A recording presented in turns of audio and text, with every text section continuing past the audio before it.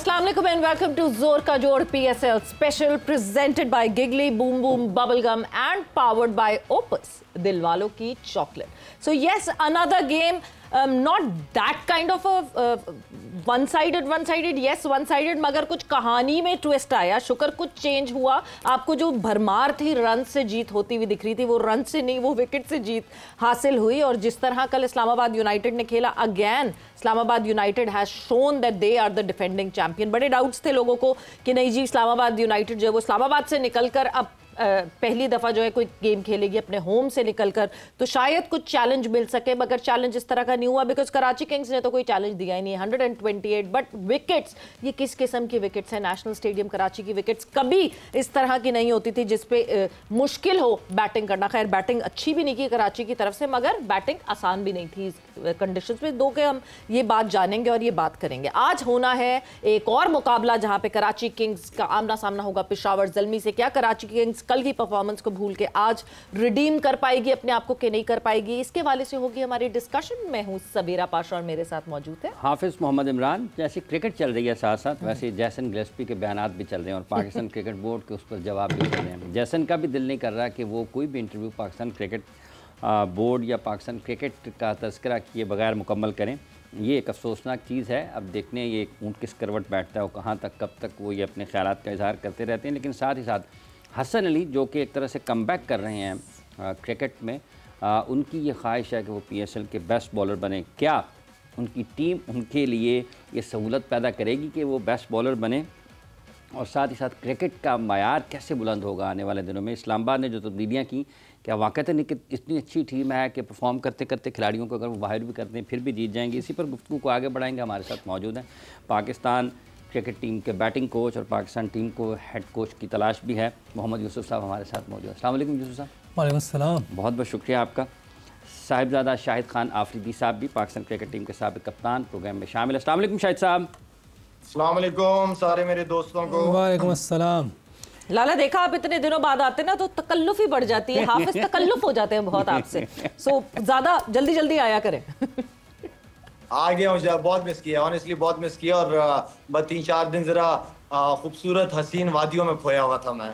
बड़ी लैंडस्लाइडिंग की वजह से आपकी फ्लाइट्स भी मिस होती रही हैं, ये भी सुनने में आया। यार मैं जब गिलगित गया, मैंने कहा अगले दिन ही मेरी फ्लाइट थी वापसी की, फिर उसके बाद मुझे पता चला गिलगित से फ्लाइट कैंसिल हो गई। फिर मैं 4.5 घंटे की ड्राइव की। मैंने चलो इस बहाने से कर दूं, देख लूंगा, क्योंकि मैंने तस्वीरों में और वीडियोज में बहुत देखा था, लेकिन ऑनेस्टली स्पीकिंग अपनी आंखों से जब देखा तो आप लोग प्लीज अगर नहीं गए ना, काका खास तौर पे आप अगर फैमिली के साथ नहीं गए, इसीलिए मैं पूछ रहा हूँ मैं कि कैसी जगह है? काका बहुत खूबसूरत जगह है, अल्लाह ने बहुत खूबसूरत बनाया है पाकिस्तान। और चक्कर लगाएंगे। गिलगित की अपनी खूबसूरती थी और वहाँ पे स्कर्दू की अपनी बहुत खूबसूरती थी। देखें वहाँ पे एक तो सिविल इंफ्रास्ट्रक्चर बहुत बेहतर था, होटलिंग वगैरह बहुत अच्छी थी, पानी गर्म ठंडा, मौसम बड़ा जबरदस्त था, ज्यादा क्राउडेड नहीं थे, इसलिए कि 1 जून से जो है ना वहाँ पे रश बहुत ज्यादा शुरू हो जाता है। लेकिन ऑनेस्टली अगर आप लोग नहीं गए, जाएं, यू विल लव इट इंशाल्लाह। बहुत आपका शानदार इस्तकबाल हुआ है। ट्रायल्स कैसे हुए हैं? ट्रायल अच्छे थे। जितने भी ट्रायल लिए गए उसमें जो क्रिकेटर सिलेक्ट थे वो ऑलरेडी पीसीबी के सिस्टम का हिस्सा है वो प्लेयर्स ना। तो हमने कहा कुछ और ऐसे बच्चे नजर आ जाएं ताकि किसी के साथ नाइंसाफी ना हो। लेकिन जो थे वो नजर आए, बहुत ज्यादा नहीं थे, लेकिन जो थे वो ऑलरेडी पीसीबी के सिस्टम में है वो प्लेयर। यूसुफ वैसे जिस तरह अभी बात हो रही है, रीजन्स हमें मार्क कर लेने चाहिए। मतलब जब हम स्कर्दू की बात करते हैं, जब हम गिलगित जो पहाड़ी इलाके हैं उनकी बात करते हैं, तो आपको पता है कि जानदार होते हैं वहाँ लोग, बिकॉज पहाड़ी इलाकों में जनरली आपको ज़्यादा एफर्ट करनी पड़ती है शहरी इलाकों के मुकाबले में। सो क्या हम मार्क कर सकते हैं कि हाँ जी ये ज़्यादा स्ट्रेंथ वाले, हमें जनरली फास्ट बॉलर्स KP से ज़्यादा अच्छे मिलते हैं, हमें बैटर्स जो हैं वो ज़मीनी इलाकों में ज़्यादा बेहतर अच्छे मिलते हैं, लाहौर और कराची में अगर आप बात कर लें, हमें बलूचिस्तान में अगर हम देखेंगे तो हमें हाइटेड प्लेयर्स ज़्यादा मिलते हैं जिनकी हाइट लंबी होती है, हाइट ऊंची होती है। इस तरह कैटेगराइज करके रीजन टू रीजन हम क्या बच्चे सेलेक्ट नहीं कर सकते? बिस्मिल्लाहिर्रहमानिर्रहीम। क्यों नहीं, तो पाकिस्तान हमारा ही है और जहाँ से भी आपको अच्छा टैलेंट मिले वो ज़रूर लेना चाहिए। और मेरा ख्याल है कि ये शायद मुझे नहीं पता कौन से ट्रायल लेने गया, लेकिन बड़ी अच्छी बात है जो ट्रायल इसने लिए हैं। इसको बच्चे वो ऑलरेडी कह रहे हैं कि पाकिस्तान के उसमें हैं और इसने भी देख लिया, डबल चेक हो गया। ये तो बड़ी अच्छी बात है कि हमें प्लेयर्स ढूंढने भी हैं, हमें चाहिए भी है। और बॉलर जो है वाकई आजकल तो केपी से इस साइड से बहुत मिल रहे हैं। एक पंजाब से बहुत बॉलर थे पहले, सारे आपके बड़े बॉलर सारे पंजाब से थे। बैट्समैन ऑब्वियसली कराची में पहले हनीफ भाई, जावेद भाई, ज़हीर भाई, ये ऐसे प्लेयर हमें मिले हैं कि आउटस्टैंडिंग ऑलराउंडर। अफरीदी, ये सारे कराची साइड से मिले। तो हमारे पास देखिए बड़ी जरखेज़ ज़मीन है, ऐसी बात नहीं है कि हमारे पास वो टैलेंट नहीं है। कम ज़्यादा की बहस हो सकती है, लेकिन टैलेंट ज़रूर है। हाँ। अब उसको सही सिम देने की ज़रूरत है। वो किस तरह हमने, जैसे आप कह रही, कैटेगराइज भी कर सकते हैं कि यहाँ से हमें समझ आ रही है तो फास्ट बॉलर यहाँ से ले लें। बैट्समैन जो होते हैं उनको ज़रा मेंटली वो जो होता है ना, बड़ा काम रह के बैटिंग करनी होती है, दिमाग से। जैसे जावेद भाई ये ऐसे करते करते स्ट्रीट स्मार्ट होना होता है, तो इसलिए वो बड़े शहरों में आपको ज्यादा स्ट्रीट स्मार्ट लोग आप इस तरह कर सकते हैं। और ये एक अच्छी चीज़ है कि हमें ऐसी जगहों से प्लेयर मिले और वो आके, एक तो तगड़े होते हैं केपी साइड के, लाला से आप हाथ मिला लें तो पता चलता है कि वो। अच्छा, इसके बड़े भाई का हाथ भी ऐसे तारिक का, अच्छा, वो दबा देता था तो पता ही नहीं चलता था कि सारों के हाथ इतने तगड़े हैं। लाला ये इतनी जोर से आप हाथ क्यों मिलाते हैं? बहुत सारे लोगों ने शिकायत की है इस बात की। नहीं, बहुत जोर से तो मैं बिल्कुल भी नहीं मिलाता। मैंने कुछ आहिस्ता भी यही हो देखा है। नहीं, कुछ लोगों को मैंने देखा है वो हाथ मिलाते हुए ना आगे की उंगलियां पकड़वाते हैं। तो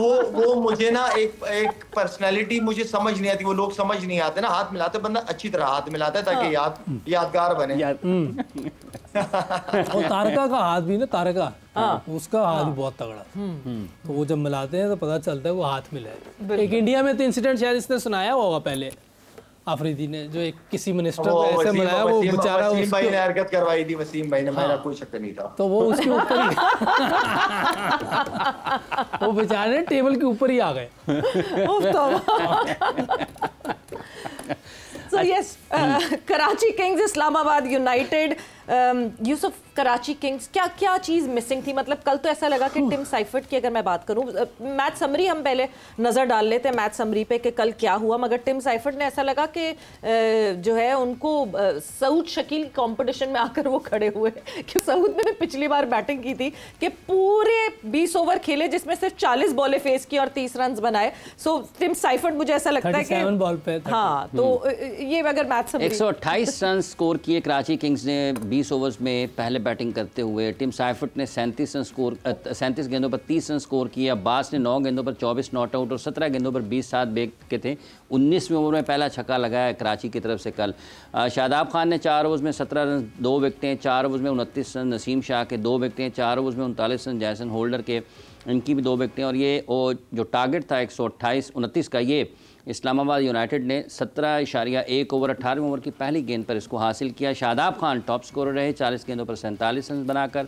आजम खान के 30 गेंदों पर 31 रन हैं। 18 गेंदों पर 30 रन साहिबजादा फरहान के हैं। हसन अली के 4 ओवर्स में 28 रन, 2 विकेटें। 2.1 ओवर्स में 12 रन देकर नबी ने 1 विकेट हासिल की और 3 ओवर्स में 24 रन अब्बास आफरीदी के हुए। 1 विकेट वो हासिल करने में कामयाब हुए। इस्लामाबाद यूनाइटेड ने यूँ 6 विकेटों से ये मैच अपने नाम किया और ये बाद में बैटिंग करने वाली टीम मैच जीती, लेकिन काफ़ी अरसे बाद, बहुत टाइम बाद सीरियसली। बट ऐसा लगता है कि जेम्स विंस नहीं चलेंगे तो कराची किंग्स नहीं जीत सकता। ऐसे इस टाइम तो यही लग रहा है कि एक एक्टिव प्लेयर और जो फिट प्लेयर नज़र आ रहा है और अच्छी तरफ क्रिकेट खेलने वाला चारों तरफ, इनमें एक विंस ही नज़र आ रहा है। क्योंकि सैफर्ड को मुझे लग रहा है कि वो जो बाउंस उनको उधर मिलता है ना न्यूजीलैंड में, जो अच्छी हाइट पे आता है और सीधा बॉल आता है, वो उसके जिसको कहते हैं ना, उसकी उनको हैबिट है, वो यहाँ मिल नहीं रहा था। बाउंस नीचे है, थोड़ा बहुत सीम हो जाता है, तो इसलिए थोड़ा सा स्ट्रगल कर रहे हैं। अगर वार्नर को देखें तो कल बिल्कुल ही ऑफ कलर लगा, उसको नहीं पता चल रहा गेंद अंदर आ रहा है या बाहर जा रहा है, जिस तरह वो खेला है। विकेट बड़े नाराज थे वो विकेट पे। विकेट भी मैं वही कह रहा हूँ, कुछ अजीब सी थी, लेकिन ऐसी विकेटें भी आई थी। देखिए हर वक्त आप बॉलर्स को पीटते रहे, वो वाली विकेटें चाहिए। किसी टाइम बॉलर्स के हक की विकेट भी आ जाए कोई। T20 इज अबाउट चौके छक्के और ये, हाँ वो तो है, लेकिन कभी आ जाए तो आप इतना शोर तो ना डालें। हमें तो अभी 3 मिली थी T20 में न्यूजीलैंड में, उसमें क्या करें, तो ये हो जाता है। लेकिन एटलीस्ट आप नज़र तो आए ना, कुछ करीब करीब नज़र आए, आपका स्किल नज़र आए कि आपने 10-12 साल क्रिकेट खेली है टॉप की, थोड़ा सा एफर्ट नज़र आनी चाहिए। जैसे मैं अभी कल को सहवाग की बात सुन रहा था, वो मैक्सवेल को किसी और प्लेयर को खड़का रहा था, लिविंगस्टन को। हाँ, ये सिर्फ अपना एंजॉयमेंट करने आते हैं, पैसे देते हैं, छुट्टियां मनाने आए हुए हैं। हाँ, छुट्टियां। तो इस तरह की अप्रोच नहीं होनी। हालांकि इसके वार्नर के बारे में वो अच्छी बात कर रहा था, लेकिन ये इधर आके लग रहा है छुट्टी मना रहा है, तो कोई कोशिश नहीं कर रहा। तो थोड़ी बहुत कोशिश जरूर करनी चाहिए। चाहे आप आउट तो अच्छा खेलते हुए भी हो सकते हैं और लेकिन बहुत बुरा ना लगे आउट होते हुए, तो वो बुरा लग रहा था खेलते हुए। तो इस तरह की चीज़ें नहीं होनी चाहिए। बेहतर क्रिकेट खेलनी चाहिए। अपनी सेल्फ रिस्पेक्ट होती है कि पीछे आपने इतना कुछ परफॉर्म किया हुआ है, कुछ बंदा उसके लिए भी कोशिश करता है। अच्छा भाई, ये जो आपने वार्नर की बात की है, जब ये पहले मैच में खेले थे लाहौर के खिलाफ भी, तो ये नीचे उतर रहे थे। अब वो टांग उसकी हमारी तरह लेग साइड पे जा रही है अभी। यहाँ ये मुझे लग रहा है कि कोई ट्रेनिंग टूर्निंग में नहीं था, मुझे लग रहा है, ऐसे आके खेलना फुटवर्क उसका काम नहीं कर रहा। जहाँ एक दफ़ा उसका पाँव चला जाता है वहीं पड़ा रहता है। वो उसको फिर मूव नहीं कर पाता कि मैं ऑफ स्टंप पे ले जाऊँ या इधर कर लूँ, वो पीछे भी नहीं आया जाता उससे। तो मेरा ख्याल है कि हो सकता है फिटनेस प्रॉब्लम भी हो, फिटनेस उसकी उस लेवल की ना हो अभी, जिस तरह की इस लेवल पे चाहिए होती है। यानी अब वो लेजेंड्स लीग की तरफ सोचें जाने। हाँ, लग रहा है। लाला, अगर कराची किंग्स की बात की जाए, just one positive that you can pick out from Karachi Kings, that is Hasan Ali. Hasan Ali इस वक्त जिस तरह परफॉर्म कर रहे हैं, मतलब अगर पूरी कराची किंग्स की टीम को देखा जाए तो शायद वही एक अकेले ऐसे लगते हैं जो जान डालते हुए दिख रहे हैं। एंड इस वक्त जिस तरह उनकी परफॉर्मेंसेज आ रही है, good news for Pakistan. Savera Karachi king last year जो थी वो इमाद वसीम थी, इस बार ये हसन अली लग रहा है। मेरे ख्याल में कराची का, क्योंकि मैंने पीछे 2-4 मैचेस मैंने नहीं देखे, लेकिन कल मैं आके थोड़ी सी एक इनिंग चल रही थी, उस वक्त कराची की बैटिंग चल रही थी। ऑनेस्टली हैरान था मैं हैरान था। मुझे तो एक बॉल के अलावा कोई बॉल ऐसा नहीं लगा कि कोई पिच से हुआ हो, ठीक है ना। मेरे ख्याल में जिन प्लेयरों के स्टार लगे हुए हैं, खुशदिल हो गए या नियाजी हो गए, ये इनको स्टार लगे हुए हैं, और लेकिन वो एटीट्यूड समझ ही नहीं आ रहा था कि एक लेफ्ट आर्म बॉलर बॉलिंग कर रहा है और खुशदिल खेल रहा है और उस पर चांस नहीं ले रहा और सिंगल की तरफ जा रहे हैं, वो दूसरा आके सिंगल डबल कर रहा है और नियाजी। और ये मैं बात कर रहा हूँ सवेरा आपसे 15वें ओवर की बात कर रहा हूँ मैं आपसे। तो आई मीन कि यार आप सिचुएशन देखो, ये नहीं है कि आओगे आप थोड़ा टाइम लगाओगे अपने सिंगल 10-12 रन करोगे, अब वो टाइम नहीं है आपके पास। आपको अगर पहला बॉल मिलता है, गो फॉर इट। यस, अब इतना टाइम नहीं है। लेकिन पिच के अंदर कुछ नजर नहीं आ रहा था मुझे, आप लोगों से सुन रहा हूँ, लेकिन सेकंड इनिंग में मुझे ऐसा कुछ नजर नहीं आया। बाकी वार्नर का जो है, देखें वार्नर अगर अच्छा होता है या सारा कुछ होता ना, तो वार्नर आज आईपीएल में होता, पीएसएल में ना होता, कोई टीम उठा लेती उसको। उसने क्रिकेट खत्म हो गई है, उसने छोड़ चुका है क्रिकेट। जब ये डिसीजन हुआ था कप्तानी का, मैं उस वक्त भी मैंने, अगर आपको याद हो, प्रोग्राम में कहा था कि शान मसूद बेहतर चॉइस था कंपेयर इसके। बिल्कुल, इसलिए कि एक कप्तान का परफॉर्म करना बहुत इंपॉर्टेंट है। शादाब की मिसाल आपके सामने है, शादाब हमेशा परफॉर्मर रहा है इस्लामाबाद की टीम के लिए। तो कप्तान की परफॉर्मेंस नहीं होगी तो बड़ा मुश्किल होता है टीम को उठाना, जिताना। तो आई मीन के ये वो सारी चीजें हैं। बाकी हाँ, नो डाउट हसन अली बहुत जबरदस्त लग रहा है। पता चल रहा है कि वो वापस पाकिस्तान खेलना चाह रहा है। उसकी बॉलिंग, उसके रिदम, उसके पेस में हर चीज में फर्क नजर आ रहा है। यूसुफ साहब, जैसे अभी खुशदिल का और इरफान का जिक्र किया है शाहिद साहब ने, आपको लगता है कि ये फिर वो जो शॉट्स की रेंज कम है उस वजह से आप मुश्किल में जाते हैं? अगर फ़र्ज़ कर लें कि थोड़ा सा पिच मुश्किल भी है तो आप थोड़ा अपने दाएं बाएं करके इधर उधर निकाल सकते हैं, लेकिन जब आप शॉट्स कम होंगी फिर आप और फंस जाते हैं। ये स्पेशली न्याजी को अभी थोड़ा टाइम लगेगा, उसका जो शॉट रेंज कम है और जो वन साइडेड खेलते हैं, वन डायमेंशन, वो आपको ऐसी बॉलिंग हो रही हो, ऐसी विकेट हो तो टफ टाइम हो जाता है आपके लिए, मुश्किल हो जाता है। और मेरा ख्याल न्याजी पहले से ऑफ कलर लग रहा है, क्योंकि पिछले मैचेस में तो अच्छी विकेटें थी, उसमें भी वो इतना अच्छा परफॉर्म नहीं कर पा रहा था। इसका रीज़न अब पता नहीं कि XYZ क्या है, रीज़न हो सकता है, लेकिन वो उस तरह नज़र नहीं आ रहा जिस तरह पिछले साल था। वो बेहतर क्रिकेट खेल रहा था, अभी नज़र नहीं आया। खुशदिल शाह ने पिछले मैचेस में अच्छी परफॉर्मेंस दी है, कल वो थोड़ा सा अफरीदी सही कह रहा है कि वो उस तरह मज़ा नहीं आया जिस तरह के एक सीजन प्लेयर को जो इतने अरसे से पाकिस्तान से खेल रहा हो उसको जिस तरह खेलना चाहिए। लेकिन हो सकता है कि वन और गेम हो सकती है किसी प्लेयर के बुरा खेलने की, शायद वो कल का दिन उसका हो। कल वो इतना अच्छा नहीं खेला, लेकिन हाँ, हमें हर रोज़, क्योंकि अब ये क्रिकेट की डिमांड है, रोज़ गेम है, रोज़ आपने परफॉर्मेंस देनी है, नहीं तो आप पे बात होगी। बिल्कुल, तो ये अब जब कमर्शलाइज चीज़ें हो जाती हैं ना, तो फिर रोज़ का काम है, रोज़ परफॉर्मेंस आपको करना पड़ेगा, रोज़ करना पड़ेगा। और इनको मेहनत करनी चाहिए, जो भी इनको टाइम मिलता है। लीग क्रिकेट में हो सकता है कि इनको इतना टाइम ही ना मिलता हो कि ये जाके अपनी गेम को दोबारा से रिव्यू करके थोड़ी सी प्रैक्टिस कर लें, क्योंकि रात को मैच खत्म होता है 12-1 बजे, कल भी रात को खेला, आज फिर रात को टाइम ही नहीं मिलता होगा। तो ये थोड़ा सा लीग क्रिकेट में ये थोड़ी जरूर प्रॉब्लम होती है। हाँ, तो वो फिर वो जाहिर सी बात है, वो दिखता है कि फिर आपकी क्या फिटनेस है, आपकी क्या स्ट्रेंथ है। और दूसरी तरफ अगर बात करें तो यस, कंडीशंस थोड़ी सी मुश्किल थी, और उन मुश्किल कंडीशंस में साहिबजादा फरहान सारे बैटर्स से अलग लगे, which was a good very good news and good sign for Pakistan. वक्त एक ब्रेक का हुआ है, हम ब्रेक पर जा रहे हैं, ब्रेक से वापस आते हैं तो फर्दर ऑन डिस्कशन करेंगे।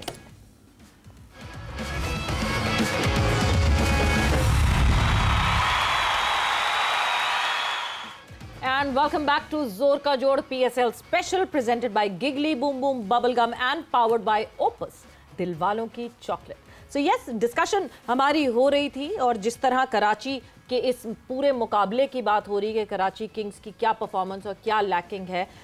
आखिरी मैच आज कराची में खेला जाएगा और फिर पीएसएल का काफिला जो है वो मूव ऑन कर जाएगा, और स्लोली एंड ग्रेजुअली अब मुल्तान और लाहौर के जो वेन्यूज़ हैं वो अनफोल्ड होंगे। बट टॉकिंग अबाउट कराची, जो चीज़ें लैक कर रही थी, जो चीज़ें यूसुफ जिस तरह हमने बात की, वार्नर इंटरेस्टेड नहीं लग रहे, खुशदिल को जो है वो डिफरेंस क्रिएट करना चाहिए और खुशदिल उस तरह नहीं दिखे। बट जहाँ मुश्किल कंडीशंस थी वहाँ एक फ्रेश ब्रीज ऑफ एयर वो साहिबजादा फरहान। साहिबजादा फरहान की शायद उस सेंचुरी से ज़्यादा कल के जो रन्स हैं उनकी ज़्यादा वैल्यू है, बिकॉज मुश्किल कंडीशंस में भी वो खुद को अप्लाई करते हुए दिख रहे हैं। बहुत अच्छा खेल है, 166 का स्ट्राइक रेट, yes. और 18 पे 30 रन, और ऊपर से थोड़ा सा इस तरह की इनिंग हो जाए, ब्लास्टिंग इनिंग हो जाए तो नीचे वालों के लिए थोड़ा इजी हो जाता है। टीजिंग चेज था, ये इतना छोटा टोटल जो है ना, ये टीजिंग भी होता है, तंग भी करता है, बाज़-औक़ात आपको मुश्किल में डाल देता है। लेकिन अच्छी क्रिकेट खेली सब ने। मेरा ख्याल है कॉलिन मुनरो ही बस जल्दी आउट हुआ, वरना बाकी सब ठीक खेल गए हैं। आज़म को ऊपर भेजा है शायद उसकी फॉर्म वापस लाने के लिए, हो सकता है हो सकता है कि उनका एक प्लेयर नहीं खेल रहा आगा, जिसकी वजह से शायद थोड़ा सा बैटिंग ऑर्डर में भी चेंजेस नज़र आ रही हैं। शायद शेडी 4 पे आ रहा है। आपके पास मेरा ख्याल वो भी था, हैदर था, उसकी बारी नहीं आई कल, या भेजा नहीं, जो भी है भेजा ही नहीं ना, नवाज को भेज दिया पहले। वैसे ये स्कोर थोड़े थे मेरा ख्याल, शायद उसलिए बैट्समैन को ना उन्होंने भेजा, ऑलराउंडर को भेजा। मैं 7-8 रन तो रह गए थे जब उसको भेजा है, लेकिन उससे पहले आ सकता था, शेडी की जगह आ सकता था, वो आप भेज सकते थे, क्योंकि आपका एक ऐसा प्लेयर है जो हमें आगे ऐसे प्लेयर चाहिए जो मिडल के ओवर्स में जैसे 5-6 नंबर पे ऐसी बैटिंग करने वाले हो, जो हाई स्ट्राइक रेट से खेले, और थोड़ी सी जो मैं बात करता हूँ कि चारों तरफ खेल लें, क्योंकि वन साइडेड खेलें, चाहे आप 300 का भी इधर करके जाए ना तो उधर मुश्किल हो जाएगी। तो हमें चारों तरफ खेलने की जो क्रिकेट है वो आ जाए, तो मिडल के 5-6 नंबर पे अगर 150 प्लस स्ट्राइक रेट से भी खेल रहे हैं तो पाकिस्तान के लिए बड़ा अच्छा साइन होगा ये। बिल्कुल। तो मेरा ख्याल है कि इसको ऊपर के ऑर्डर पे भेजते तो अच्छा था। हालांकि शेडी बहुत अच्छा खेला है। शेडी, मेरा ख्याल है कि शेडी का अपना नंबर जो होना चाहिए, जो मुझे लगता है कि जो पाकिस्तान टीम में भी ये जिस नंबर पे खेलना है, 6ठे नंबर पे इसको, लेकिन हो सकता है कि जब सलमान आए तो ये नीचे आ जाए, मुझे जो लगता है। ठीक। शायद सर, ये जो साहिबजादा फरहान है, अगर आप अभी हम देखते हैं फ़खर ने भी आना है, अगर T20 टीम में आते हैं, और साइम की भी वापसी हो जाती है, साहिबजादा फरहान को अब उसके जगह पर सिलेक्ट करने के बाद पीएसएल के बाद जब पाकिस्तान की टीम बनती है तो कुछ मैचेस अब देने चाहिए जितनी उन्होंने परफॉर्मेंस दे दी है। देखिए, ये अच्छी बात है कि आपके पास ना ओपनर्स की चॉइस अच्छी है, तो इसका मतलब ये है कि अगर आप बेंच पे बिठा भी देंगे तो जो अंदर खेल रहा होगा उसको ये पता होगा कि एक लड़का फॉर्म में बैठा हुआ है और मुझे परफॉर्म करना पड़ेगा। तो वो ये बेंच स्ट्रेंथ ही मैं हमेशा बात करता रहा हूँ, एक के पीछे एक बच्चा जब बैठा हुआ होगा तो अंदर खेलने वाले को पता चल रहा होगा, और ये बहुत अच्छा चांस है कि हमारे पास इस तरह के प्लेयर्स हैं। देखिए, T20 के अंदर अगर आप 3-4 ओपनर्स के साथ चले भी जाएं तो कोई ऐसा अगर आपके पास ऑप्शंस नहीं है और बीच में से आप चाह रहे हो कि यार कुछ प्लेयर ऐसे हैं जो बहुत टाइम लगाते हैं रन्स करने में, तो और कुछ प्लेयर एग्रेसिव खेलते हैं, तो ज़ाहिर बात है मैं अगर कप्तान हूं तो मुझे तो एग्रेसिव प्लेयर चाहिए होगा जो कम बॉलों पे ज्यादा रन करके दे मुझे। तो वो ये ऑप्शन ठीक है। मैं अगर 4 ओपनर हो ना तो यकीन करें मैं चारों ओपनर अगर अच्छे फॉर्म में लगे हुए हो तो उन्हीं चारों को मैं मौका दूं, अगर आप चीफ सिलेक्टर हो तो आप ये चारों सिलेक्ट कर लेंगे। बिल्कुल करूंगा। जो फॉर्म में होगा, जो पॉजिटिव खेलेगा, जिसका स्ट्राइक रेट हाई होगा, जो कम बॉलों पे ज्यादा रन करके देगा, मैं उसी प्लेयर को खिलाऊंगा। अच्छा लाला, एक चीज जो कि हम शादाब खान की बात कर रहे हैं, अच्छी खबर यह है कि शादाब बॉलिंग भी अच्छी करते हुए दिख रहे हैं। शादाब ने जो है वो बैटिंग भी अच्छी की और कैप्टनसी भी शादाब की जो है वो अच्छी दिख रही है। बट कहीं ना कहीं मतलब अगर मैं कल की बात करूं तो क्या शादाब को ये बात रियलाइज करनी है कि शादाब जिस जगह पे खेल रहे हैं वहां वो पाकिस्तान टीम में नहीं खेलेंगे। उनके पास हैदर अली बैठे हैं और हैदर एक अगले वो प्रोस्पेक्ट हैं जो अभी 2 दिन पहले जिन्होंने पोस्ट मैच में कहा कि उनसे सिलेक्टर्स ने कहा है कि वो पाकिस्तान टीम में सेटल हो सकते हैं, मे बी 5वें नंबर पे, बट वो सेटल हो सकते हैं। तो क्या हैदर अली को चांस देना चाहिए? बिकॉज हैदर अली को खिलाया ही नहीं गया। एक ही मैच में उनको मौका मिला जो पिछला मैच उन्होंने खेला, अच्छी बैटिंग की, मगर कल जो है वो मोहम्मद नवाज को भी हैदर अली से ऊपर भेज दिया गया, शादाब खुद हैदर से ऊपर आए।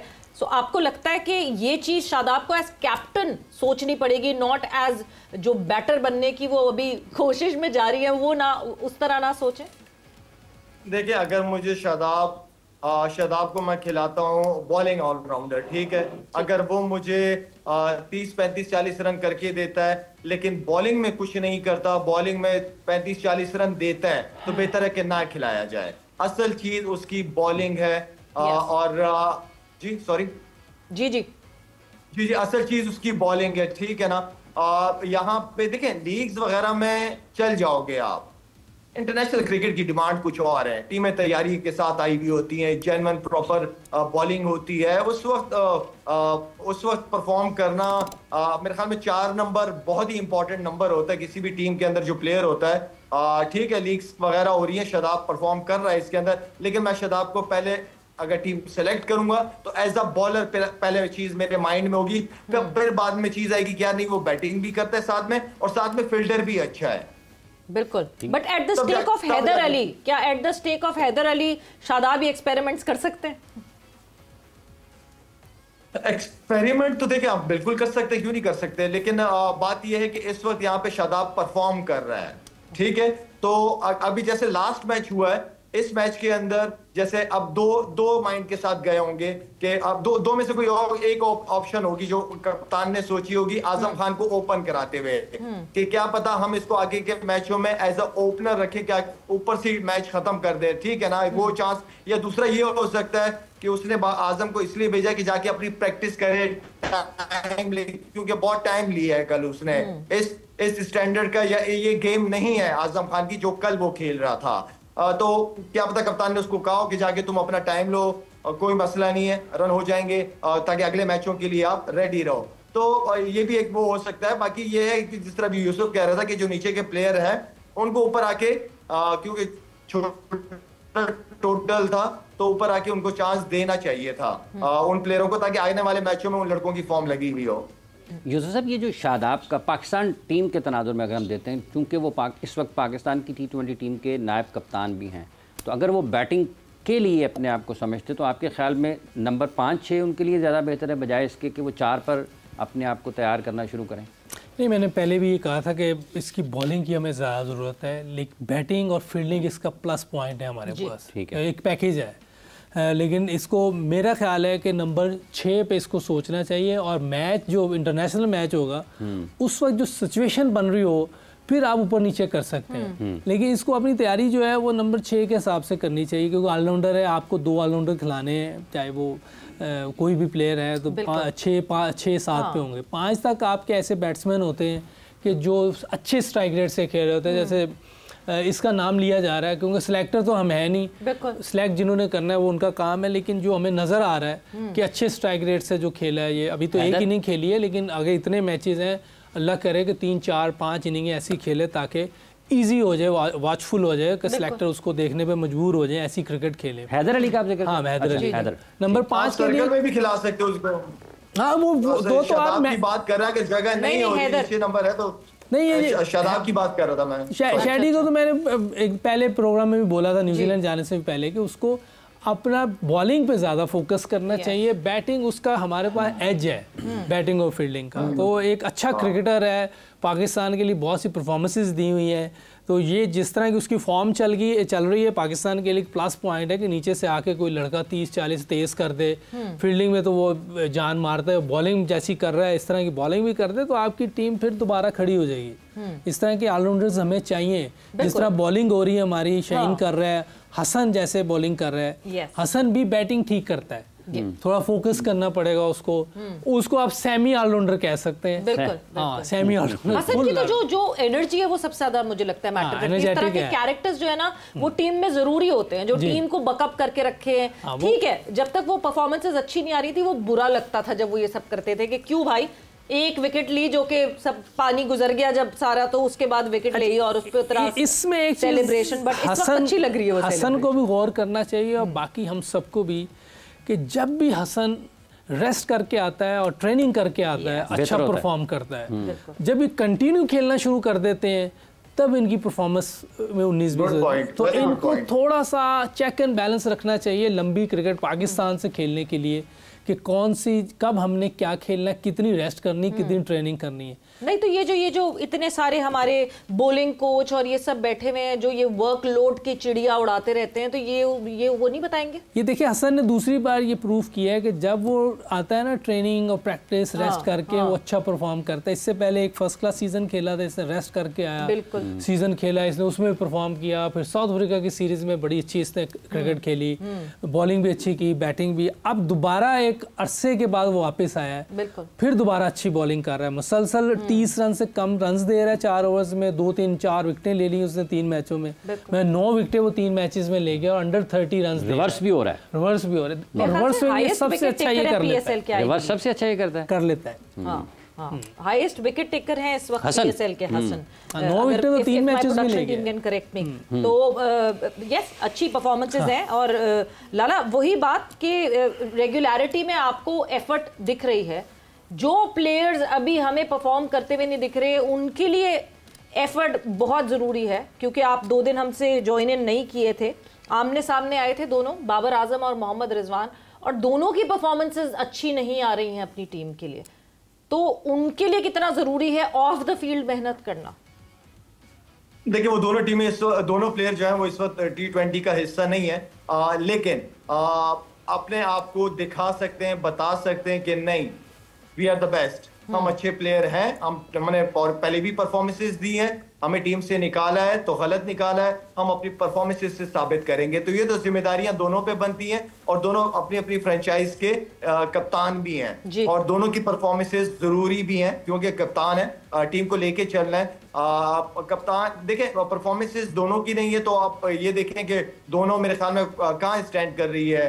पिशावर के मुल्तान तो एक मैच भी नहीं जीती अभी तक, केबी मेरे ख्याल में कोई पिशावर भी कोई 4 में से एक मैच जीत गई, एक मैच जीत गई। तो कप्तानों की परफॉर्मेंसेस तो जरूरी है, लेकिन क्योंकि बड़े प्लेयर रह चुके हैं, बड़े प्लेयर हैं, तो इन्हें अगर कम बैक करना है पाकिस्तान टीम में तो ये प्लेटफॉर्म है उनके लिए, परफॉर्मेंस करके सिलेक्शन कमेटी को गलत साबित करें। यूसुफ साहब ये आपको लगता है कि रिजवान कुछ दबाव में, क्योंकि जिस तरीके से अब वो कप्तानी करते हुए फील्ड में कुछ ज़्यादा उनके चेहरे पर गुस्सा भी नज़र आता है, अमूमी तौर पर ऐसा नहीं है, तो ये दबाव का असर है, मैचेस हार रहे हैं, पाकिस्तान टीम की कप्तानी भी उनसे T20 की गई है?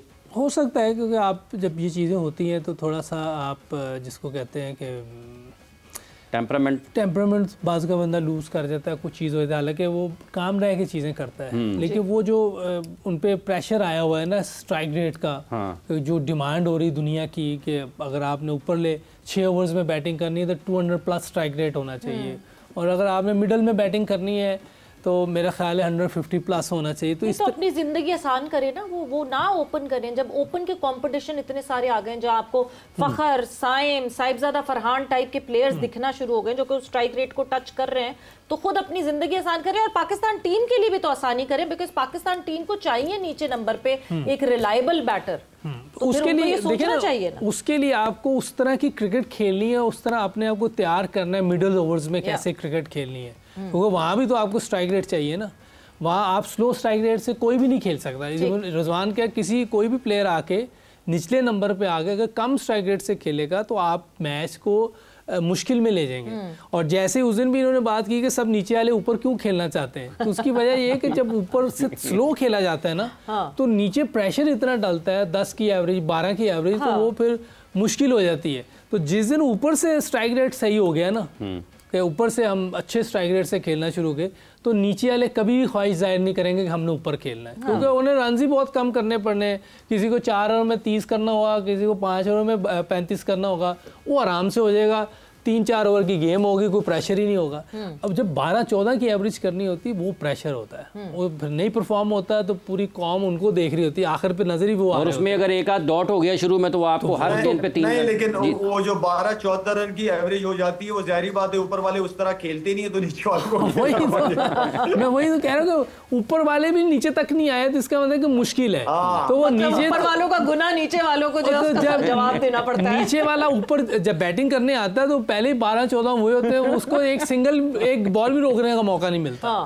हाँ, तो फिर मेरा मकसद है कभी होगा ज्यादातर आउट ही होंगे। तो क्रिकेट को हमें इम्प्रूव करना पड़ेगा, अपने स्ट्राइक रेट को, अपनी क्रिकेट को, shots of range, shot selection, ये सारी चीज़ें हमें इंटरनेशनल लेवल जो आज की क्रिकेट चल रही है उसके मुताबिक खेलना पड़ेगा, तब जाकर कम्पीट करेंगे। और मेरे ख्याल से सबसे ज़्यादा इंपॉर्टेंट क्लैरिटी ऑफ रोल है, क्योंकि लड़कों की क्लैरिटी ऑफ रोल नहीं आपको पता चलता, आपको पता नहीं चलता। जैसे लाला ने आजम की बात की, हम आजम से ये नहीं चाहते कि वो स्ट्राइक रेट उसका रन बॉल रहे, वो रन बॉल खेल रहा है, that is not Azam Khan that we want. But खैर आजम की फिटनेस पे भी एक बहुत बड़ा कंसर्न है जिस पे उनको सोचना चाहिए। वक्त एक ब्रेक का हुआ है, ब्रेक पर जा रहे हैं, ब्रेक से वापस आते हैं, कॉन्वर्सेशन को आगे बढ़ाते हैं।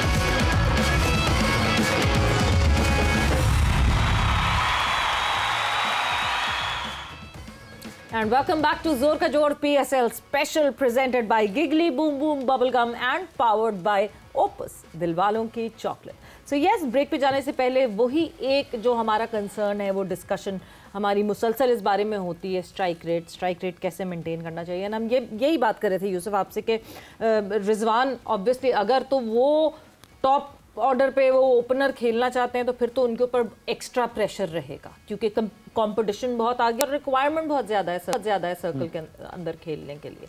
सो या तो वो अपने ऊपर से अगर वो प्रेशर हटाना चाहते हैं तो डाउन दी ऑर्डर कहीं खेलें। But same goes for Babar. क्या अगर मैं पाकिस्तान T20 फॉर्मेट की बात करूं, क्या बाबर और रिजवान एक जगह एक साथ कहीं जगह बना सकते हैं T20 में? मैं हम मुश्किल है जो मुझे लगता है, मैं सिलेक्टर नहीं हूँ, लेकिन अपनी राय दे रहा हूँ कि ये दोनों का एक जगह खेलना थोड़ा मुश्किल है। दोनों का एक जैसी स्ट्राइक रेट है अगर आप देखें, और साथ साथ फिर सलमान भी आ जाते हैं। सलमान भी अभी स्ट्राइक रेट पे इतना नहीं, सलमान का इस पे बहुत अच्छा खेला है वो, उसने इम्प्रूव की हैं चीज़ें काफ़ी, उसकी शॉट रेंज काफ़ी अच्छी है, शॉट सिलेक्शन भी अच्छी है उसने इम्प्रूव किया है काफ़ी।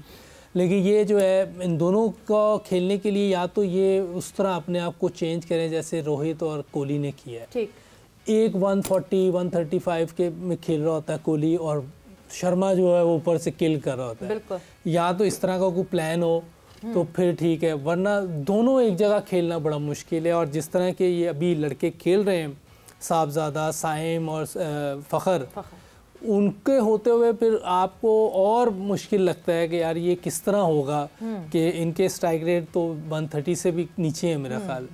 और दोनों को बहुत ज़रूरत है अपनी गेम को इम्प्रूव करने का। जो आजकल की मॉडर्न डे जो पिछले 5-6 साल थी, अब उससे आगे चलेगी मॉडर्न डे क्रिकेट, तो आपने उस हिसाब से अपने आप को तैयार करना है। और अगर आप कह रही हैं कि रिजवान को मिडल में खेलना चाहिए या ऊपर खेलना चाहिए, दोनों के लिए आपको शॉट सिलेक्शन रेंज बहुत बढ़ानी पड़ेगी। एक साइड पे खेलने से मुश्किलात होती हैं, बॉलर्स को पता होता है कि हमने इनको कहाँ बॉलिंग करनी है।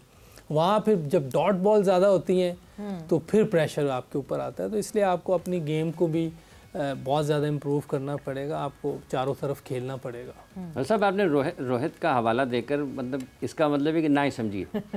मेरा मतलब आपने बेंचमार्क तो वही रखना चाहिए जो हाईएस्ट हो। रोहित ने गेम चेंज किया, दैट इज इम्पोर्टेंट कि मॉडर्न डे क्रिकेट के साथ चेंज किया। ग्रेट कहते हैं हम सब कहते हैं, दुनिया कहती है बाबर आजम को ग्रेट। तो ग्रेट के लिए कोई चीज़ें मुश्किल नहीं होती। वो सचिन की उस दिन बात हो रही थी, वो पता ही नहीं चलता था, जब कोई फॉर्मेट चेंज होता था वो वैसे ही खेलना शुरू हो जाता था। कोई मुश्किल नहीं होती जब आप इतने बड़े प्लेयर होते हैं। एवरेज प्लेयर के लिए चीज़ें मुश्किल होती हैं, लेकिन जो बड़ा प्लेयर होता है उसके लिए कोई एक टेक्निकली साउंड प्लेयर अपने आप को ऑल्टर ऑलरेडी उसने बहुत कुछ किया हुआ है बाबर ने, तो उसके लिए तो कोई ऐसी चीज़ें नहीं। और लाला, जब ये बात होती है और जब जाहिर सी बात है दो हमारे सीनियर प्लेयर्स हैं, हम over the period of time, ठीक है, हमारे ये दो सीनियर प्लेयर्स, हमारे और प्लेयर्स, हम अपने प्लेयर्स को बहुत तेज़ी से ज़ाया भी करते हैं। अभी अगर आप बात करें PSL में एक कैटेगरी है इमर्जिंग कैटेगरी, उस इमर्जिंग कैटेगरी में लड़के आते हैं। पिछले साल जो इमर्जिंग कैटेगरी में लड़के आए थे वो अगले साल नहीं आ सकते इमर्जिंग कैटेगरी में, उनकी कैटेगरी चेंज हो जाती है। तो जो पिछले साल आए थे वो तो कहीं इमर्ज ही नहीं हुए, वो कहाँ गए, वो कहाँ खो गए। इस साल फिर वो एक लॉट आ गई इमर्जिंग के लड़कों की और वो फिर कहीं गायब हो जाएंगे हमारे सिस्टम में। तो हम तो कहाँ कहते हैं हम कि हमारे पास जो है वो लड़के नहीं हैं, लड़के इतने सारे हैं बट हम उनको नर्चर नहीं करते। अब वो जो इमर्जिंग प्लेयर्स की आप बात कर रही हैं सवेरा, उनका जो PCB का काम है वो यही है ना कि अगर उनमें बैट्समैन है मोहम्मद यूसुफ साहब, ये कुछ बैट्समैन है, 8-10 नए बच्चे हैं इनके अंदर नजर आ रहा है, ठीक है, ये मोहम्मद यूसुफ के हवाले कर दिए, मुझे नेक्स्ट 2 साल में 3 साल में इन बच्चों में से 2 प्लेयर भी आप पाकिस्तान के लिए खिलवा दें, बड़ी एफर्ट हो जाएगी, आपकी बड़ी मेहरबानी होगी मोहम्मद यूसुफ साहब। बात की जाती है, ठीक है ना, एक प्लान बनाया जाता है, ठीक है ना। हम अभी कुछ देर पहले रेस्ट की भी बात हो रही थी, रेस्ट हम इसलिए हमारे प्लेयर नहीं करते कि क्या कहते हैं, रेस्ट सिलेक्शन कमेटी नहीं कराती क्योंकि उनको भी पता है कि पीछे कोई आपके पास ऐसा बैठा हुआ ही नहीं है, ऐसे प्लेयर बैठे नहीं जो उनकी जगह आके खेल जाए। ये सिलेक्शन कमेटी को भी अच्छी तरह पता है। और अगर सिलेक्शन कमेटी ये भी चांस नहीं लेती है कि यार अगर सीरीज हार गए सारा कुछ हमारे ऊपर आ जाएगा कि इनकी वजह से हार गए, ठीक है ना। तो प्लान, जो भी प्लान बना है वो क्लियर प्लान। अभी बाबर और इसकी रिजवान की बात हो रही थी, देखिए इनकी अगर T20 के अंदर जगह बनती है ना तो ऊपर ही बनती है, ठीक है। और उसमें भी इनको, जिस तरह यूसुफ कह रहा था कि इनको अपने गेम चेंज करना पड़ेगा, इनको अपने शॉट्स जो है वो चारों तरफ खेलने पड़ेंगे। नीचे इनकी जगह नहीं बनती हुई मुझे नजर आ रही, और जब तक अगर इसी स्टाइल से वो लोग खेलेंगे, क्योंकि नीचे तो आपको फिनिशर चाहिए, 5 के बाद 4 के बाद तो आपको फिनिशर चाहिए जो तगड़ी हिटें करते हो, जो पावर हिटर्स हो। तो कहने का मतलब ये कि इनके तो खैर जगह अगर बनती भी है T20 में भी, तो वो उसको, जो जिस तरह यूसुफ ने कहा, बिल्कुल मैं एग्री करूंगा यूसुफ से। ये मर्जिंग वाली जो बात है, ये टैलेंट आता है, फ्रेंचाइज उठाती है, प्लीज इसका ख्याल रखें, इनको ग्रूम करें, इनकी स्किल्स के ऊपर काम करें। इसी तरह ही होता है सवेरा, फिर इसलिए फिर आपको अगले साल नजर नहीं आ रहे होते हैं वो। यूसुफ साहब, फिर कॉम्प्रोमाइज़ हो जाएंगी चीज़ें। जैसे अभी इनके बैटिंग ऑर्डर का मसला है, ये पाकिस्तान के दोनों टॉप क्रिकेटर्स हैं, अब सलमान जैसे कप्तान हैं, ये हमने पहले भी बात की, लेकिन ये फिर डिस्कशन में जाएगी, ये परेशानी होगी सिलेक्टर्स के लिए भी। हारिस अच्छे स्ट्राइक रेट से खेल रहा है, आपका फ़खर, जैसे अभी शाहिद साहब ने कहा कि मैं तो 4 के 4 ओपनर्स, अगर वो हाई स्ट्राइक रेट वाले हैं तो उन चारों को हम डाल देंगे टीम में। तो आपके पास जब 200-200 वाले होंगे तो फिर आपको देखना पड़ेगा यार, फिर किसी और तरफ जाना पड़ेगा। जी, सिलेक्टर्स देखें ना, सिलेक्टर्स का काम क्या है कि वो आपको बेस्ट अवेलेबल, जो बेस्ट नज़र आ रहा है उनको वो लेके आए। किसी भी चीज़ को देखे बगैर आपने ऐसी टीम बनानी है जो पाकिस्तान का जिसमें फ़ायदा हो, और जो आपको अच्छे प्लेयर लगते हैं, जो आजकल की मॉडर्न डे क्रिकेट के हिसाब से क्रिकेट खेल रहे हैं, उनको वो मेरा ख्याल करेंगे सिलेक्ट। उसमें तो कोई रॉकेट साइंस होनी नहीं चाहिए, इसमें तो कोई ऐसी चीज़ है ही नहीं। मतलब आप टॉप ऑर्डर सोचें तो मुझे तो बहुत ही एक ऐसा फायरिंग टॉप ऑर्डर लगता है कि अगर हम फ़खर, साइम, साइजादा फरहान, हारिस, आपको ये दिखें टॉप ऑर्डर में ही आपके, तो आपको ठीक है, बहुत सारी जगहों पे मुश्किल कंडीशंस में आपको कोई होल्ड करने वाला चाहिए, एक एंकर इनके बीच में चाहिए, बट अदर देन दैट तो ये तो बहुत ही फायर पावर। 98% विकेटें तो बहुत फ्लैट आती हैं। हाँ। T20 में, हाँ, वनडे में भी, इवन वनडे में भी आप न्यूजीलैंड में नहीं मिली आपको, न्यूजीलैंड में नहीं मिली, ठीक है, वो अलग बात है, लेकिन ये कि 98% ऐसे ही होता है। हाँ। तो उसमें एक आधा मैच हो जाए कोई, उसमें भी अगर आपके इन प्लेयर्स की चल जाए ना तो वो अब मुश्किल विकेट पे भी स्कोर कर जाते हैं। तो ऐसी बात नहीं है, लेकिन ये है कि ठीक है, हमारे पास ऑप्शंस, ये अच्छी बात है कि ऑप्शंस नज़र आ रही हैं। तो ये एक खुशैन बात है, और अल्लाह करे कोई ऐसी टीम बनाए सिलेक्टर्स जो पाकिस्तान के लिए बेहतर परफॉर्म करें। ये साहब, अभी आपने बात की हसन अली की वापसी की, कि जब वो वापस आते हैं फिट होकर तो रिकवरी होती है ठीक अच्छी खासी, तो वो परफॉर्म कर रहे होते हैं। तो इसका मतलब ये है कि जब पाकिस्तान टीम के सपोर्ट स्टाफ के साथ जाते हैं तो रिकवरी नहीं कर पाते, और वो चीज़ें मैनेज नहीं होती कि इनको कब इतने मैचेस खिलाएं, अब इसके बाद इसकी बॉडी को रिकवरी की ज़रूरत है ताकि वो अपने मैक्सिमम लेवल पर दोबारा परफॉर्म करें। देखिए हमें ऐसे बॉलर साथ होने चाहिए कि अगर हम किसी को रेस्ट भी दे दें तो दूसरा जो खेले वो भी वैसे ही परफॉर्म करे। और जिसको रेस्ट दे रहे हैं ना, जिसको रेस्ट दे रहे हैं, एक तो ड्रॉप होता है, एक रेस्ट है। जिसको आप रेस्ट दे रहे हो उसको एटलीस्ट 50% उसकी मैच फीस ज़रूर दें, ताकि वो बैठ रहा है एक बंदा जो कि खेल सकता है मैच, यानी वो खुशी से बैठ भी जाए। हाँ, देखिए उसको 50% इसलिए कि चलो उसको रेस्ट भी मिल रही है, उसके आगे लंबी क्रिकेट उसकी लंबी हो जाएगी। ये भी उसको भी सोचना चाहिए कि मैं अगर आज रेस्ट कर रहा हूँ तो मुझे 50% भी मिल रहा है और साथ मेरी क्रिकेट भी लंबी हो जाएगी। मैं रेस्ट इनके कॉन्ट्रैक्ट सब अच्छे खासे हैवी हैं, ऐसा नहीं है कि इनके कॉन्ट्रैक्ट, ये तो उस टाइम पे होता जब आपके कॉन्ट्रैक्ट्स बहुत कम थे तो ठीक है जी, मैच फी भी साथ करके आपका मंथली एक बड़ा अमाउंट बनता था। बट इस वक्त जब आप इनके कॉन्ट्रैक्ट्स की बात करते हैं, मतलब ऑनेस्टली स्पीकिंग आप लोग जिस टाइम पे खेलते थे उससे तो 5 गुना 7 गुना 8 गुना ज्यादा कॉन्ट्रैक्ट्स हैं इन लोगों के। लेकिन ठीक है, आज के दौर में अब पैसा आ रहा है, इनकी किस्मत है और आगे इनसे भी ज़्यादा लोगों को मिल रहा है। लेकिन ये जब एक बंदे को आप रेस्ट दे रहे हैं, वो तो खेलने वाला प्लेयर है, वो तो पक्का है, तो अब आप कह रहे हैं यार आप रेस्ट कर लो, इसको मौका देते हैं, तो फिर उसको कोई ना कोई इंसेंटिव तो देना चाहिए ना। और ये डिजर्व भी करता है जो बंदा बैठ रहा है, स्पेशली बॉलर्स में या किसी बैट्समैन को भी आप बिठा रहे हैं, एटलीस्ट 50% दे देना चाहिए और उसको भी इसमें आगे होना चाहिए कि ठीक है मैं बैठ जाता हूँ, कोई ऐसा मसला नहीं। आपकी बेंच स्ट्रेंथ बनेगी इस तरह। बिल्कुल, जैसे आपके पास अब मुझे जो नज़र आ रहे बॉलर जो इसमें नसीम है, शाहीन है, हारिस है, हसन है, अपना ये छोटा लड़का जो है अली रजा है। देखो आपने इसको कहीं मैच खिलाना है तो किसी को आप बिठाएंगे तो खेलेगा ना, वरना आप मैच फीस नहीं दे रहे, रेस्ट नहीं दे रहे, तो वो कैसे खेलेगा बेचारा, उसकी तो पता ही नहीं चलेगा इंटरनेशनल में। तो इसी तरह आप अपनी टीम की बेंच स्ट्रेंथ भी स्ट्रॉन्ग कर सकते हैं और आगे आपकी टीम बेहतर होती जाएगी। तो कुछ थोड़ी बहुत हमें चीज़ें बेहतर करनी पड़ेंगी, इस लाइन की तरफ भी देखना पड़ेगा। और कोई ऐसी बात नहीं होती, अगर किसी को हम 50% दे दें उसकी भी क्रिकेट बढ़ेगी, पाकिस्तान का ही फ़ायदा होगा, कोई नए प्लेयर भी नज़र आएंगे। शाहिद साहब, ये तजवीज़ कैसी है आपको जो अभी कि अगर आप किसी को मौका देने के लिए किसी को बिठा रहे हैं, एक ऐसा खिलाड़ी जो प्लेइंग 11 में आता है, तो यूसुफ साहब का कहना है कि उसको 50% मैच फीस, ये बेहतर है या फिर इसके लिए फिर भी मसाइल आ सकते हैं? नहीं, मैं 100% एग्री करता हूँ मोहम्मद यूसुफ से, बिल्कुल सही बात की है इसने।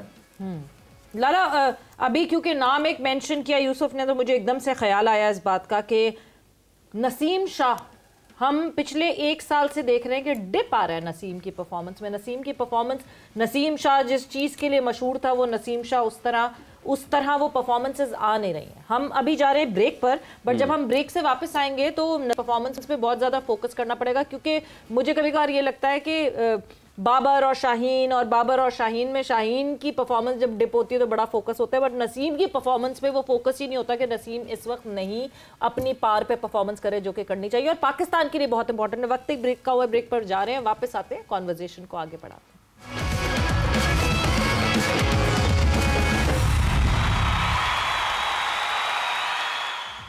And welcome back to Zor Ka Jod PSL special presented by Giggly Boom Boom Bubblegum and powered by Opus, दिलवालों की चॉकलेट। सो यस, आज होना है कराची में मुकाबला, पेशावर ज़ल्मी और कराची किंग्स एक दूसरे के आमने सामने होंगे and this is the last match इन कराची और फिर PSL का काफिला मुल्तान और लाहौर की तरफ मूव ऑन करेगा। बट कराची किंग्स और पेशावर ज़ल्मी दोनों ऐसी टीम्स, यूसुफ, जो दो के पेशावर ज़ल्मी जो है वो पिछला मैच जीतती भी आई मुल्तान सुल्तान्स के अगेंस्ट, बट अभी भी ऐसा लगता है कि मुल्तान सुल्तान्स बहुत शेकी थी इसलिए पेशावर ज़ल्मी जीत गई। और कराची किंग्स तो हमने कल देख ही लिया कि किस तरह हैंडल किया इस्लामाबाद यूनाइटेड ने। बड़ा मुश्किल होगा आज सिलेक्ट करना कि कौन सी टीम को सिलेक्ट किया जाए, क्या लगता है? जिस तरह कराची खेल रही, मैं आंखें बंद करके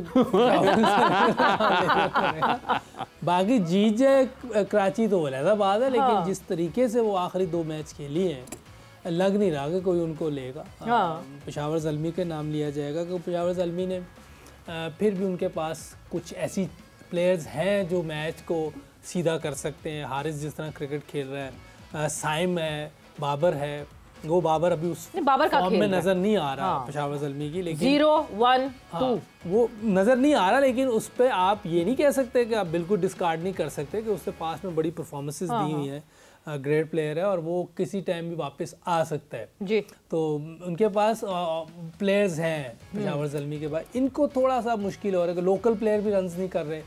न्याजी मुसलसल आउट ऑफ फॉर्म चल रहा है, साद बेग लड़का नया खिलाया था, साद बेग वो बेहतर खेला है पूरी टीम में, वो थोड़ा सा बेहतर खेला था, 20 रन किए उसने 117 के स्ट्राइक रेट से। बाकी खुशदिल शाह का पिछला मैच अच्छा नहीं था, ओवरऑल वो अच्छी क्रिकेट खेल रहा है। अब्बास अफरीदी की कुछ समझ नहीं आती कि वो किसी टाइम रन्स करता है, जब ज़रूरत होती है उस टाइम नहीं करता। तो इसको अपनी बैटिंग में भी पूरा फोकस होना चाहिए। नेट पे प्रैक्टिस सही कर रहा होता है, लेकिन जैसे ही मैच में जाता है वो सारी जो नेट वाली प्रैक्टिस है उसको भूल जाता है, मुझे लगता है। तो इसको अपनी जो प्रैक्टिस, आपको फर्क नजर आता है इनकी जब नेट कर रहा होता है या प्रैक्टिस कर रहा होता है, ठीक खेल रहा होता है, जब चीज़ें बता रहे होते हैं, जिस तरह चाह रहे होते हैं उधर ही खेल रहा होता है। लेकिन जैसे ही मैच में जाता है और कुछ कर देता है, तो इसको बहुत ध्यान देना पड़ेगा। ऑलराउंडर्स तो मैं नहीं कह सकता इसको, लेकिन लेट ऑर्डर अच्छा प्लेयर है, बुरा प्लेयर नहीं है, कर सकता है रन 20, 25, 30 जैसे कल किया इसने, अच्छे स्ट्राइक रेट से ये कर सकता है। चीज़ें हैं इनके पास, लेकिन इस तरह का मज़ा नहीं है इनके पास जिस तरह के बाकी टीमों का है। पेशावर के पास काफ़ी चीज़ें हैं। तो फिर जरा प्रेडिक्शन फिर हाथ के हाथ ही कर लेते हैं ना, जब आपने इतनी तो तारीफ इधर कर ली। और अब हार जी तो बाद की बात है, लेकिन टीम मेरी पेशावर ज़ल्मी है। टीम आपकी पेशावर ज़ल्मी है। लाला, आपकी तरफ आते हैं, Karachi Kings Peshawar Zalmi, your prediction for tonight? मेरे ख्याल में कल जिस तरह कराची खेली है, I think I will go with Peshawar Zalmi. सब जो है ना वो सेम हो गया। हम सब आगे नाम ले रहे सारे। ये देखें, ये सब पेशावर ज़ल्मी, और मुझे हमेशा मैं यहाँ पे जो है मुशी भाई की कमी पूरी कर रही हूँ। आउट ऑफ द बॉक्स सोचूंगी एंड कराची किंग्स को सपोर्ट करूंगी। कोई बात नहीं, एक ही साल हुए मुझे भी कराची हुए हुए, तो कराची अभी भी कहीं है दिल में धड़कता है। So yes, Karachi Kings. और जो पॉइंट्स टेबल है जरा उस पर नजर डाल लेते। लाला, आप ये 2-3 दिन नहीं थे ना, सो जो प्रेडिक्शन टेबल है, जो हमारा पॉइंट्स टेबल है, वो आपको दिखाते हैं। तो prediction table, yes, Hafiz Imran leading from the front. Hafiz brutally सारे डिसीजन लेते हैं, दिल से नहीं सोच रहे, दिमाग से सोच रहे हैं हाफिज, है ना? कुछ फैसले दिल से करने चाहिए, कुछ दिमाग से करने चाहिए, बाकी ये अल्लाह की रहमत है। मोहम्मद यूसुफ 14 पॉइंट्स के साथ दूसरे नंबर पे, शाहिद आफरीदी 10 पॉइंट्स के साथ तीसरे नंबर पे, एंड यस 4 पॉइंट्स। कल मेरी सिलेक्टेड टीम जीत गई, जब शुरू की 2 विकेटें गिरी थी तो मुझे लगा ये आज फिर मेरी प्रेडिक्शन जो है ये उलट होने वाली है। But Lala, Peshawar Zalmi, why Peshawar Zalmi? पेशावर ज़ल्मी जब भी खेल रही होती है, एक तो इनका कॉम्बिनेशन हमेशा से मुझे बहुत पसंद रहा है। अच्छे तगड़े बैट्समैन, मैच विनर्स इनकी टीम में ज्यादा रहते हैं। और हैरत भी होती है कि जीत नहीं रहे उस तरीके से।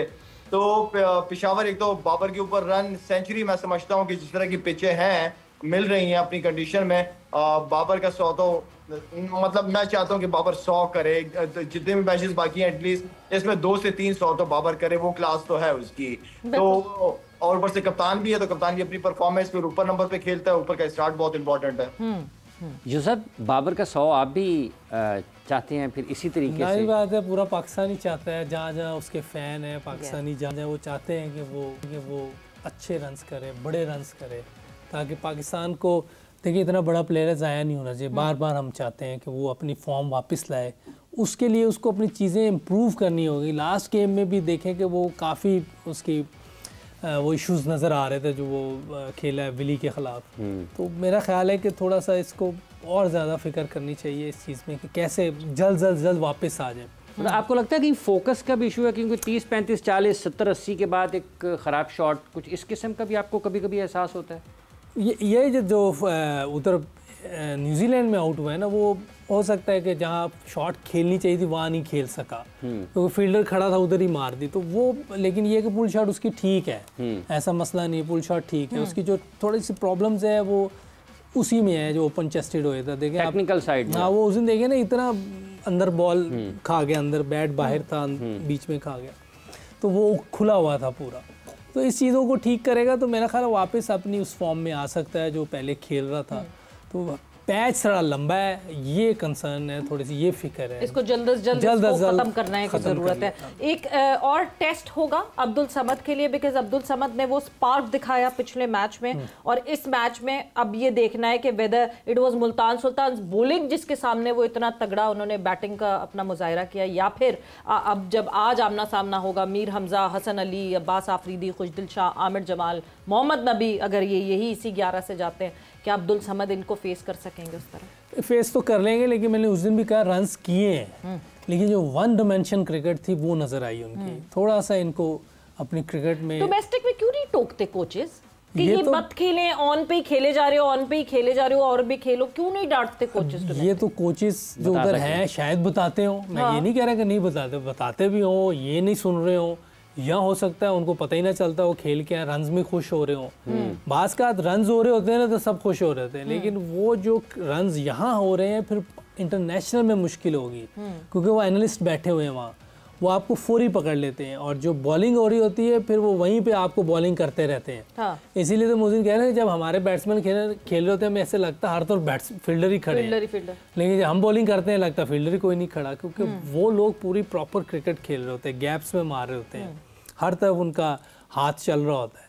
तो ये थोड़ी सी कंसर्न है, और इसको थोड़ा सा मैंने ये कहा था कि अपनी फिटनेस भी इम्प्रूव करे, क्योंकि ये भाग रहा होता था ऐसा लगता था कि थोड़ा फंसा हुआ है, तो हाँ थोड़ा सा इसने वो एग्री भी किया था, और ये मैं कह रहा था मैं जाके ये काम करूँगा अभी इंशाल्लाह, अल्लाह करे कि ये अपनी चीज़ें बेहतर करें और दोनों चारों तरफ क्रिकेट जो अपनी शॉर्ट रेंज बढ़ाएं, शॉर्ट ऑफ सिलेक्शन अच्छी करें। तगड़ा है, लंबा है, और उम्र भी कुछ ज़्यादा नहीं, 27-28 साल उम्र है, तो मेरा ख्याल है कि बेहतर हमारे पास ये भी एक बेंच स्ट्रेंथ में ये एक अच्छी चीज़ आ सकती है हमारे पास। हाँ। शाहिद साहब, ये मोहम्मद हारिस का जो नंबर है और जिस तरीके से वो क्रिकेट खेल रहे हैं, आप समझते हैं कि यही एक अगला रास्ता है जब हमने पाकिस्तान की तरफ से भी खेलना है और इसी चीज़ को बढ़ाना है? जैसे यूसुफ साहब ने बताया कि कुछ शॉट्स उन्होंने उसमें काम किया अपनी ऑफ साइड के ऊपर भी। देखिए, बात एक तो ड्यूरिंग द टूर्स मेरे ख्याल में कुछ कनेक्टिविटी का इशू होगा। ड्यूरिंग द टूर्स, जिस तरह पहले भी एक बार बात की थी कि ड्यूरिंग द टूर्स आप कितना सिखा सकते हैं, आप कितना बता सकते हैं, मगर मजबूरी हमारी यही आती है कि ड्यूरिंग द टूर्स ही बताएं। कुछ ना कुछ तो बात करेंगे ना उनसे, लेकिन इस तरह की बात करनी कि जिनसे उनका कॉन्फिडेंस खराब ना हो, कि आप बहुत ज़्यादा चीज़ें नहीं कर सकते, लेकिन छोटी छोटी चीज़ें आप उनसे कर रहे होते हैं तो कुछ उनके दिमाग में बात बैठ रही होती है, जो सुन रहा होता है। देखिए वैसे यूसुफ, अगर आपको डोमेस्टिक के बैटिंग कोचेस का हेड बना दिया जाए, आप एक्सेप्ट करेंगे? अच्छी खासी जिम्मेदारी। अच्छा, ये कोचेस के कोचेस हाँ, जैदी साहब हमारे कप्तानों के कप्तान हैं, हम कोचेस के कोचेस। देखिए ये इशू बाद में देखेंगे कोई, लेकिन अभी जो है ये चीज़ें जो है हमारी बैट्समैनों की, अगर ये आप एक्सेप्ट करेंगे कि नहीं करेंगे? ये देखिए आपकी हर बात का जवाब देना मेरे पे लाजमी नहीं है। बताएं, बाउंसर आ जाता है ना तो उसको डक कर देना जी एकदम। फिर आप खुले में कहें नो कमेंट्स, हाँ कर सकते हैं, देखते हैं क्या कमेंट्स होते हैं। वेल लेफ्ट देखेंगे क्या चीज़ें हैं क्या नहीं है, लेकिन ये है कि ये चीज़ें हमारी जितनी अच्छी हो जाए उतना फ़ायदा होगा इंटरनेशनल क्रिकेट में। तो जल्द अज जल्द चीज़ें ठीक होनी चाहिए हमारी। शाहिद साहब जुड़े, शाहिद साहब जुड़े जी। शाहिद साहब आप जी सर, मेरा सॉरी, आपकी आखिरी सवाल का जवाब कट गया था। देखें, अब आपके पास ना ये जितने भी बैट्समैन है ना, आप ड्यूरिंग द टूर तो किसी को सिखा नहीं सकते ना। मोहम्मद यूसुफ के अगर आपने New Zealand as a head coach भेजा हुआ है तो वो एक टूर पे क्या सिखाएगा किसी बैट्समैन को? तो बैट्समैन ही पैनिक कर जाएगा। ज्यादा यूसुफ यही बताएगा कि यार जहाँ का बॉल है वहीं खेलो, वहीं मारो, ठीक है ना। आप ये जो हम टैलेंट की बात करते हैं, ठीक है, लड़के नजर आते हैं, लेकिन इन लड़कों का, आप इन बैट्समैनों का, अगर आपने मोहम्मद यूसुफ को हेड कोच बनाया हुआ है तो मोहम्मद यूसुफ को कहे ना, या पीसीबी प्लान देना कि जी ये 1 महीने के लिए हम आपको ये प्लेयर्स दे रहे हैं। तो 1 महीने का जब कंसिस्टेंट काम होगा इन बैट्समैनों का यूसुफ के साथ, तो मेरे ख्याल में बहुत कुछ चेंज नजर आएगा, नए शॉट सीखेंगे, टेक्निक चीजें ठीक होंगी। टूर्स के ऊपर तो आप ये ठीक नहीं कर सकते ना ये चीजें। बिल्कुल। और चीजें सीखने की वजह से, जो हम स्ट्राइक फोर्स की बात कर रहे थे, आप वो लड़के, स्ट्राइक फोर्स के काफी सारे लड़के आपके साथ टूर पे गए थे, कुछ इम्पैक्ट दिखा उसका? वो जो कैंप लगा स्ट्राइक फोर्स पे था कौन कौन इनमें से? अब्दुल समद था, खुशदिल तो मुझे लगता है कि उल्टा हो गया, स्ट्राइक फोर्स के बाद जो है खुशदिल रुक गया, पता नहीं क्या, जो कि वो पहले ज्यादा स्ट्राइक फोर्स से खेल वो करते थे। हारिस भी था मेरा ख्याल। हाँ, मोहम्मद हारिस भी थे। हारिस भी था। अच्छा, ये भी छोटा हसन नवाज भी था मेरा, हसन भी था मेरा ख्याल। ठीक, देखिए अब्दुल रज़ाक हमारा बहुत बड़ा ऑलराउंडर था, अगर उसने कोई चीज़ें बताई होंगी तो बिल्कुल ठीक बताई होंगी। मैं पहले भी कह रहा हूँ कि सुनता कौन ज़्यादा है, कौन इस पे होमवर्क ज़्यादा करता है, कौन उन चीज़ों पे मेहनत करता है, उसको वो आगे निकलेगा। जो भी इस बात को सुन ले, जैसे कल भी मैं कह रहा हूँ हारिस ने 2 शॉटें खेली हैं इधर, ये एक अच्छा साइन है। देखिए फिर जब आप ऑफ साइड पे खेलते हैं वो आपकी बॉडी की तरफ आ जाते हैं, फिर उसने अपने इधर भी रन्स किए हैं, 200 प्लस के स्ट्राइक रेट से उसने रन्स किए हैं। तो इस तरह की क्रिकेट हमें अपने यंगस्टर से मिल जाए और दोनों चारों तरफ खेल रहे हैं, ये एक अच्छा साइन है। स्ट्राइक फोर्स में भी अब्दुल रज़ाक ने भी उनसे यही बात की होगी, उन्होंने जैसे समझाया होगा, लाला बेहतर समझते हैं कैसे उन्होंने चीज़ें बताई होंगी अब्दुल रज़ाक ने, तो वो काफ़ी उनको फ़ायदा दिया होगा। जी लाला, स्ट्राइक फोर्स पे कितना इम्पैक्ट मोहम्मद तरीके से बताएगा रज़ाक ने कैसे समझाया होगा। देखते जा रहे हैं ये तो समीउल्लाह से कलीमुल्लाह मेरे ऊपर डाल रहे हो। हमें तो भाई आप ज्यादा करीबी दोस्त है आपका, आप बेहतर आप बता सकते हैं। मेरी रज़ाक से अच्छी है, लेकिन जितना आपने उसके साथ टाइम से गुजारा है शायद ही किसी ने गुजारा हो। मैं और यूसुफ की ये ख्वाहिश है, दिली ख्वाहिश है कि जब रज़ाक समझा रहा हो, बता रहा हूँ, मैं और वो यूसुफ साथ खड़े हैं। तो इधर आज एक आप यहाँ पहुंचे लाहौर और उसके बाद आप फिर तो यहाँ हम सामने उसका लेंगे ना, हम थोड़ी सी टिप्स उनसे पूछ लेंगे ना कि कैसे आप यूसुफ को इसको बुलाते हैं, काका इसको बुलाते हैं। हाँ ना, स्ट्राइक फोर्स का इधर बताएगा सामने कि मैंने ये फाइनलाइज हो गया कि नेक्स्ट टाइम जब Lala would be here in Lahore, so तीसरा जो हमारे मेहमान होंगे अब्दुल रज़ाक को हम इनवाइट करेंगे, लाला इनवाइट करेंगे। इनफैक्ट हम नहीं इनवाइट करेंगे, लाला ही इनवाइट कर सकते हैं। But with that thank you, बहुत बहुत शुक्रिया for joining in Yusuf and Lala. और जो है वक्त यहाँ पे खत्म हो गया। So tonight Karachi kings and Peshawar Zalmi in action. इसी के साथ सवेरा पाशा को और हाफिज इमरान को इजाजत दीजिए। अपना बहुत ख्याल रखिएगा। टेक केयर, बाय बाय, अल्लाह हाफ़िज़।